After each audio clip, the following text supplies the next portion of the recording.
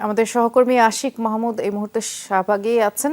আমরা তার কাছ থেকে ওই এলাকার বিস্তারিত জানবার চেষ্টা করছি। আশিক, গতকালও আমরা যেমনটি দর্শকদের দেখাচ্ছিলাম, এই যে বিক্ষোভের যেই চিত্র এবং সংখ্যালঘুদের উপর হামলা হচ্ছে, লুটপাট হচ্ছে, এরই প্রতিবাদেই তো আসলে তারা বিক্ষোভ বা আন্দোলন করছেন। তাদের 11 দফা দাবির কথা আমরা দর্শকদের জানাবার চেষ্টা করেছি। যমুনা টেলিভিশনের পর্দায় দেখেছেন আপনারা নিশ্চয়ই। আজ তারা কি বলছেন একটু জানাবেন, এবং তাদের এই দাবির সাথে একাত্মতা জানিয়ে আর কারা কারা সেখানে জড়ো হয়েছেন তাও জানতে চাই।